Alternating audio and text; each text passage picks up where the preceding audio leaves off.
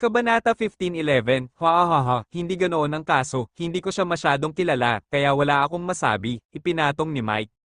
Ang kanyang kamay sa balikat ni Hayden, no wonder malaki na ang ipinagbago ng ugali ni Ben Schaffer sa kanya. Pagkatapos nilang magkwentuhan ay agad silang nakarating sa banquet hall. Naghihintay sina Elliot at Leila sa gate ng banquet hall. Pagkalabas nila ng elevator ay agad na lumapit si Leila sa kanila. Kuya, napaawang ang gilid ng bibig ni Hayden, hindi pa sanay sa mainit na pagtanggap ng kapatid. Pero bago pa siya makapag-react, yamakap si Leila sa kanya at niyakap siya ng mahigpit. Kuya, nauna ako sa exam, nangako ka sa akin na basta kumuha ako ng unang pagsusulit, hindi ka aalis. Hinawakan ni Leila ang braso niya, sa takot na may isasagot siya pero ayaw niyang marinig. Hayden, hindi ako aalis pansamantala, o pansamantala, pinili ni Leila ang mga salita. Napakalaki ng mundo, tiyak na hindi ako mananatili sa bansa magpakailanman, inalis ni Hayden ang braso ng kapatid na nakahawak sa katawan niya, saka hinawakan ng kamay nito, nasaan ang kapatid ko, Robert? Natutulog ang kapatid ko, kumakain siya buong araw, natutulog, chubby, parang tamad na baboy, sabi ni Leila. At nagsimulang hilahin ng kanyang maliliit na kamay ang kanyang school bag, anong regalo ang binili mo para sa iyong kapatid? Ipakita mo sakin, nakita ni Avery ang relasyon ng dalawang magkapatid na ganito ang intimacy, labis na nasisiyahan. Kuya, hindi ka lang bumili ng regalo para sa kapatid mo, ako ba ang binili mo? Ibinaba ni Leila ang school bag ng kapatid, binuksan ito, at hinalungkat ang loob, huminga ng malalim si Avery. Leila, nasa labas, huwag mong guluhin ang mga gamit ng kapatid mo, hayaan mo. Si kuya kunin para sayo. Sige, ibinalik ni Leila ang kanyang bag sa kanyang kapatid, inilabas ni Hayden ang isang transparent box sa kanyang school bag. Sa loob ng kahon na ito ay isang bilog na bowl ang kristal. Kuya, regalo ba ito sa akin? Napakaganda nito, kinuha ni Leila ang kahon sa kanyang kamay. Hayden, ito ay isang regalo para sa aking kapatid na lalaki, Robert. Ano naman ang sa akin? Pinalamanan ni Leila ang kahon kasama ang kanyang ina, pagkatapos ay inabot ang kanyang kapatid para sa regalo. Sinipa ni Hayden ang zipper ng kanyang school bag, at inilabas ang isang maliit na maselang kahon mula sa kanyang bulsa. Hinawakan ni Leila ang box sa kamay niya at binuksan iyon. Sa loob ay may relong pambata, itinampok sa relo ang mga paboritong karakter ng cartoon prinsesa ni Leila, at nilagyan ng mga diamante na may iba't ibang kulay. Tuwang-tuwa si Leila, kuya, alam kong bibilhan mo ako ng regalo, bumili din ako ng regalo para sayo, pero hindi ko dinala sa bahay. Nakatayo si Elliot sa pintuan ng banquet hall, nakatingin kay Hayden na may malalambot na mga mata. Naalala niya noong unang beses niya silang makita, mga bata pa sila sa kindergarten, noong panahong iyon, hindi sila gaanong matangkad, hindi gaanong masigla at kakaiba ang kanilang mga karakter, at hindi sila gaanong nagsasalita. Noong mga oras na iyon, sila ay pag-alit sa kanya. Sa isang iglap, lumaki na sila, higit sa lahat, lumuwag ng husto ang relasyon niya sa mga bata. Naglakad si Avery kay Elliot kasama ang dalawang bata. Nag-aalala siyang pumikit si Hayden sa kanya, kaya nagkusa siyang basagin ang deadlock na hindi pa dumarating. Hayden, maagang nagising ang tatay mo ngayon, dahil babalik ka, tuwang-tuwa siya. Tumingala si Hayden sa umaasam na mga mata ni Elliot, magsasalita pa sana siya nang biglang tumunog ang cellphone ni Elliot. Nagmura si Elliot sa kanyang puso, kinuha ang kanyang mobile phone, at nakakita ng kakaibang tawag. Kabanata 15:12. Gustong-gusto ni Elliot na ibaba ang tawag, pero birthday ni Robert ngayon, paano kung may tumawag na bisita? Tumabi siya at kinuha ang phone. Una na tayo, dinala muna ni Avery ang dalawang bata sa banquet hall. Nang makita ng mga bisita si Hayden ay agad silang binati. Ang tangkad ngayon ni Hayden, the last time I saw Hayden, mas maikli siya kaysa ngayon. Tingnan mo si President Foster at pagkatapos ay tingnan mo si Avery, pareho silang matangkad, at ang isang bata ay hindi maaaring maikli. Oo, Robert, 1 taong gulang, ngunit mas matangkad na siya sa aking 2 taong gulang na apo, hahaha. Hindi pamilyar si Hayden sa mga taong ito, kaya ayaw niyang manatili rito at mabantayan. Gusto kong makita ang kapatid ko, sabi ni Hayden kay Avery. Okay, ihahatid na kita doon. Binati ni Avery ang mga bisita at naglakad patungo sa lounge kasama si Hayden. Sa lounge, si Robert ay nakasuot ng prince costume, natutulog sa kama na may matamis na mukha. Umupo si Mrs. Cooper sa tabi niya, inaalagaan si Robert. Nang makitang pumasok sina Avery at Hayden, agad na bumangon si Mrs. Cooper.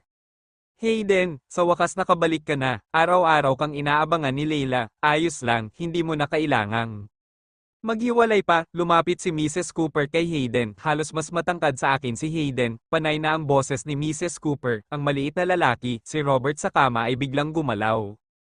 Namilog ang mga mata ng lahat at tumingin sila sa kama. Pagkatapos mag-inat ni Robert, biglang bumukas ang mga mata niya. Agad na hinawakan ni Mrs. Cooper si Robert sa harap ni Hayden na ipinakilala sa kanya. Tingnan mo si Robert, ito. Ang iyong kapatid. Kinusat ni Robert ang malalaking mata na hindi pa nagigising, blanko ang ekspresyon ng mukha. Pakiramdam ni Hayden ay tama ang sinabi ng kanyang ate, ang nakababatang kapatid ay maputi at mataba, tamad ang mukha, talagang parang baboy na tamad.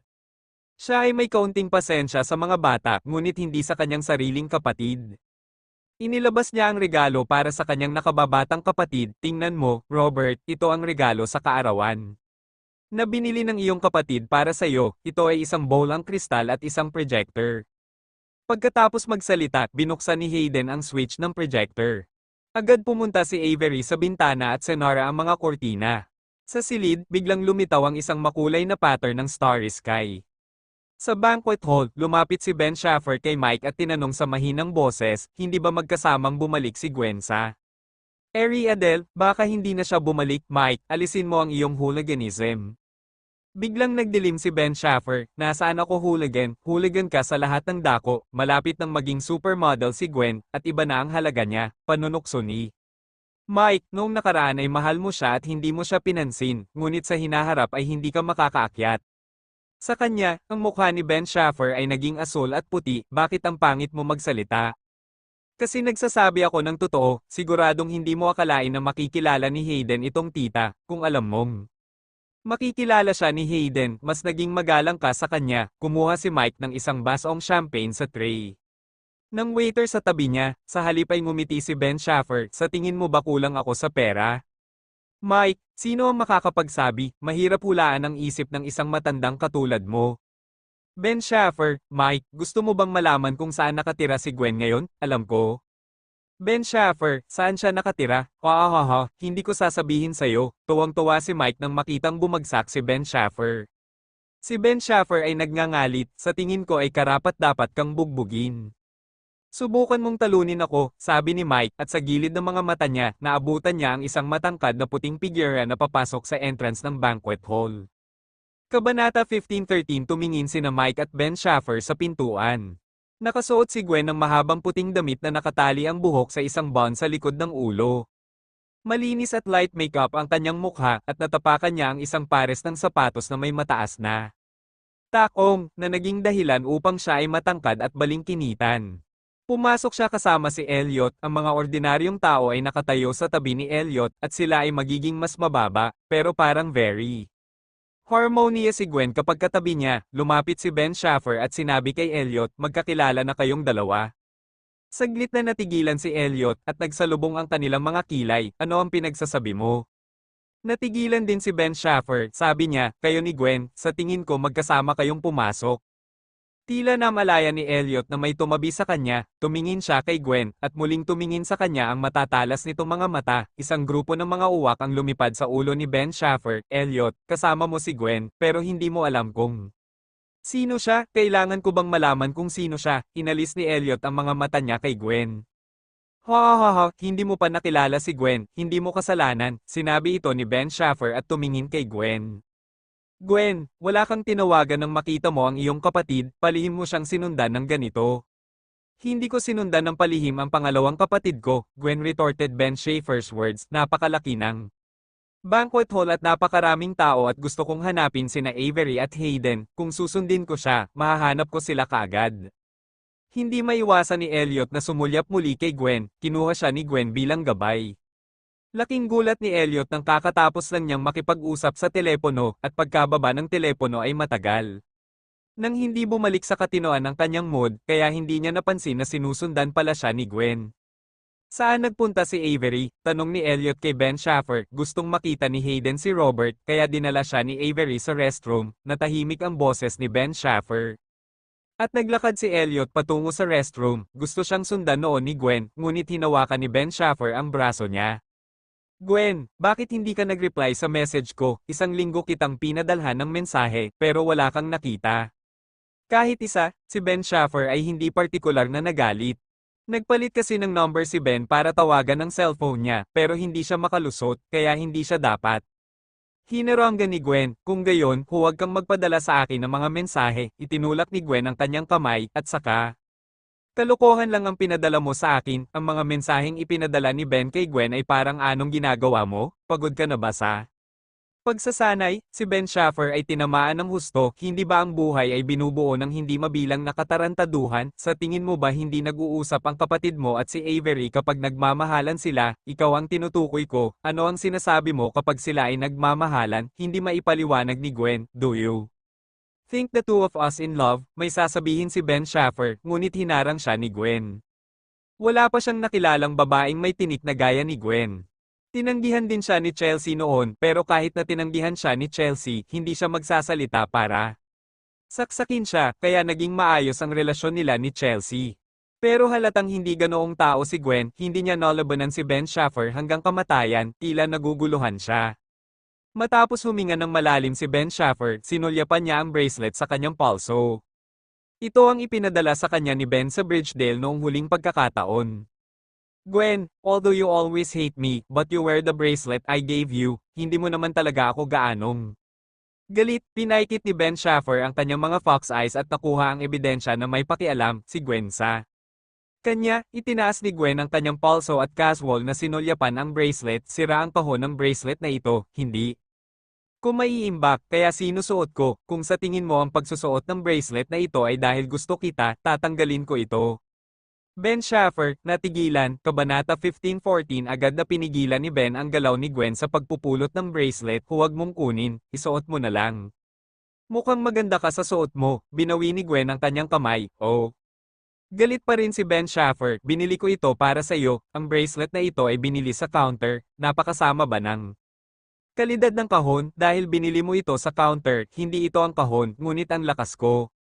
Narinig ni Ben na tila nanunuya, ngunit walang ebidensya, at sinabing, kung gayon, pipili ako ng mas matibay na kahon sa susunod tanong ni Gwen, mahilig ka bang magbigay ng mga regalo sa mga tao?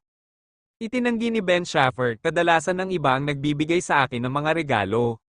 Gwen, pinapaalala mo ba sa akin na hindi ko ibinalik ang regalo sa'yo, o hindi? Sinasagot ko na ang huling tanong mo, ang ibig kong sabihin ay kadalasang binibigyan ako ng mga tao ng kaunti pang mga regalo, at bihira akong pumili ng mga ito sa aking sarili, na mula ang pisngi ni Ben, halatang naiinis sa mga sinabi niya, kahit kailan, hindi pa ako nagbibigay ng regalo sa mga babae, maliban sa mga kamag.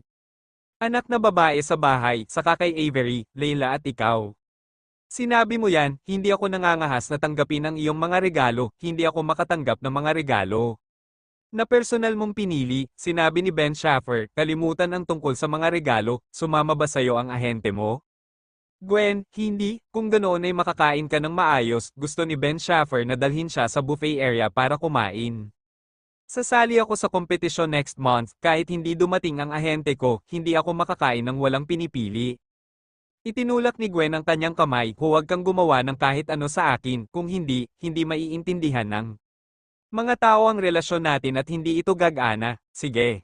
Ang mukha ni Ben Schaffer ay natigilan, wala akong pakialam, nag-aalala ako, mukhang napahiya si Gwen, kung may mabait na lalaki sa eksenang na-inlove sa akin sa unang tingin at gustong lumapit para makipag-chat sa iyo, pero kapag nakikitang hindi kita nakakausap ng malinaw, siguradong hindi maglalakas loob ang iba, para pumunta.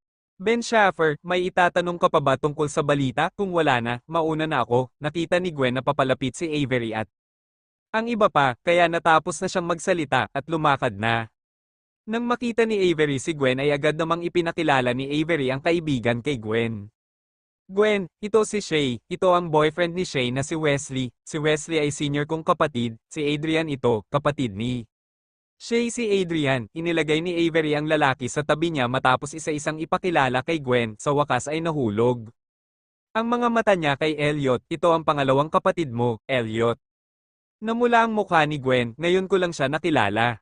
Well, ang iyong pangalawang kapatid ay mukhang seryoso, ngunit siya ay talagang isang napakabanayad na tao, gusto ni Avery na mapagan ang relasyon nilang dalawa. Avery, huwag kang mag-alala sa akin at sa kanya, huwag kang mag-alala, pinutol siya ni Elliot, medyo. Nagugutom ako, nagugutom ka ba? Medyo nagugutom din ako, ang pagkain sa buffet na ito, ang chef ng aming huling piging sa kasal ang gumawa. Nito, ngumiti si Avery at nagpatuloy, hindi ako kumain noong nakaraang kasal, ngunit sinabi ni Chad na. Napakasarap ng luto ng chef, hindi ko ito kinain noong nakaraan, sabi ni Tammy, mukhang nanghihinayang siya, sa kasamaang palad, wala. Akong ganang kumain ngayon, may gusto ka bang kainin? Ipapagawa ko sa chef mag-isa, tanong ni Avery. Umiling si Tammy, wala akong makakain, uminom ako ng kanin sa umaga, ngunit hindi ako naglakas loob na. Kainin ng lugaw, at nakaramdam ako ng pagkahilo, pero hindi naman ako nagugutom kaya wala kang dapat. Ikabahala, Avery, well, nagkita na ba kayo ni June? Binati pa niya ako pagdating niya. Casual na sabi ni Tammy, hindi ko siya nakilala, iniwasan niya yata ako, kain na kayo, huwag mo akong pansinin. Hahanap ako ng mauupuan saglit, Kabanata 15:15 humanap si Tammy ng upuan sa tabi niya at umupo, saka kinuha ang kanyang mobile phone, nagbabalak na. Maglaro, hindi makakain si Gwen, kaya lumapit siya kay Tammy at umupo at sinabing, Tammy, hindi ka makakain ng mabibigat na pagkain na ito, makakain ka ba ng prutas? Maaari akong kumain ng ilang prutas, ngunit hindi masyadong marami, kung kumain ako ng sobra, masusuka. Ako, ibinaba ni Tammy ang kanyang telepono at tumingin sa kanya, ngayon lang kita nakita na ka-chat mo si Ben. Shaffer, matigas na sinabi ni Gwen, nag-message si Ben sa akin noon at hindi ako nag-reply, kaya tinanong niya ako kung bakit hindi ako nagre-reply? Ayan yun, saka bakit hindi ka nag-reply sa message niya? Galit ka ba sa kanya? Nag-chat si Tammy tungkol sa chismis, at biglang naging energetic, pagkaraan ng ilang sandali, umiling si Gwen at sinabing, hindi ko siya kinamumuhian. Tammy, narinig ko mula kay Avery na gustong habulin ka ni Ben. Ben, talaga, bakit hindi ko narinig ang tungkol dito? Mararamdaman mo kung interesado siya sa'yo o hindi, experience naman kasi ni Tammy, dapat gusto mo rin. Siya, di ba? Sinasadya mo ba siyang bitin? Umiling muli si Gwen, hiniling sa akin ni Hayden na huwag umibig ngayon, wala na daw ako ngayon, at kahit may kasama akong mabuting tao, mababa ang tingin sa akin ng iba, sa tingin ko tama si Hayden, kaya hindi muna ako magmamahal pansamantala, sinabi talaga ni Hayden yon, laking gulat ni Tammy, siya ay masyadong maaga. Well, alam ni Gwen na buntis si Tammy, kaya napatingin siya sa lower abdomen niya, ilang buwan na ang anak. Mo, 2 buwan na, magtitiis ako ng isa pang buwan, at halos hindi maaksidente ang anak ko, ngumiti si Tammy.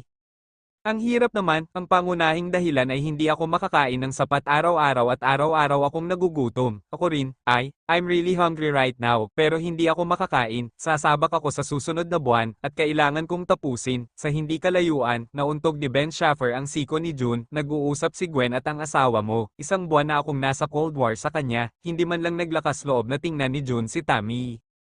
Hindi naman sa takot ako sa kanya, pero natatakot akong lambingin ko ang puso ko kapag nakita ko siya.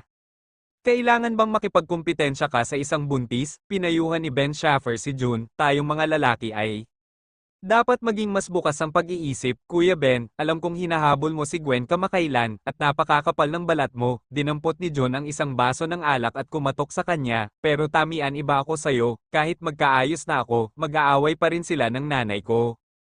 Pagkatapos ay hayaan silang mag-away, iminungkahi ni Ben Schaffer sa kanya, alam kong magsasalita ka tungkol sa alta presyon ng iyong ina, syempre hindi ka pwedeng maging unfilial son, pero pwede ka ring magkasakit. June, nagdududang tanong niya kay Ice, nakatingin kay Ben Schaffer. Anak mo lang ang nanay mo, at mas iniisip ka niya kaysa sa apo niya, malusog ka ngayon, syempre naglakas loob. Siyang takutin ka, paano kung hindi ka malusog, sumandal si Ben Schaffer sa kanyang tainga at sinabing. Napakarami na ngayon, ang mga tao ay may depresyon, at iba pa ang ganitong uri ng sakit ay hindi maaaring pasiglahin, kung alam ng nanay mo na depressed ka, maglalakas loob siyang pilitin ka. Biglang namalaya ni John na ininom niya ang alak sa baso ng alak, lugar ng buffet, pagkatapos kumain ni Avery ay bigla niyang naalala ang tawag ni Elliot sa telepono kanina. Tinanong niya, Elliot, sino ang tumawag sa iyo ngayon? Biglang bumilis ang tibok ng puso ni Elliot, isang naguguluhan na tingin ang bumungad sa kanyang mga mata, at pagkatapos niyang huminga ng malalim, sinabi niya, isang tawag sa pagbebenta.